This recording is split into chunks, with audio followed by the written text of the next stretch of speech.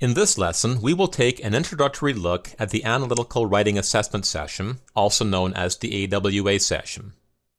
Now, this will be the first task you complete on test day, so if you can perform this task well, you can build some confidence before moving on to the math and verbal sessions. Now, in the AWA section, you must write 2 essays, and you will have 30 minutes to write each one. Please note that you cannot transfer time from one essay to the other. For example, if you spend only 20 minutes on the first essay, you cannot apply the additional 10 minutes to the second essay. Now, one essay type is called analysis of an issue. Here you are presented with an issue, and you must explain and support your position on that issue. The other essay type is called analysis of an argument.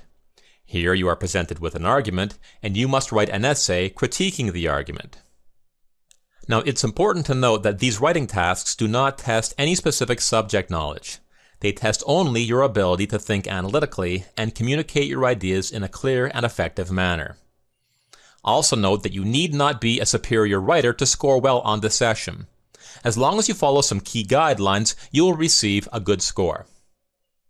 Now, speaking of scoring, your score for the AWA session will range from 0 to 6, and it is based on the scores you receive for your 2 essays. Now, each of your essays is scored twice, once by a human and once by a computer program.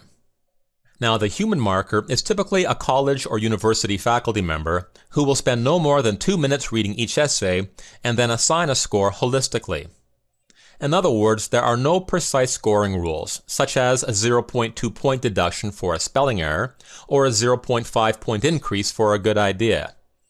Instead, the reader uses a scoring guide to help rate the overall quality of ideas presented, the overall ability to organize, develop, and express those ideas, the relevant supporting reasons and examples used, and the ability to control the elements of standard written English. Now, to see how this holistic scoring works, let's examine part of the scoring guide for the analysis of an issue essay. Here we can see that an essay worthy of a 6 is one that demonstrates mastery of the elements of effective writing, and an essay worthy of a 5 is one that demonstrates a strong control of the elements of effective writing. So as you can see, the reader develops an overall impression of the quality of your essay and then assigns a score. Okay, that's the human side of your essay scores. Now let's examine the computer side.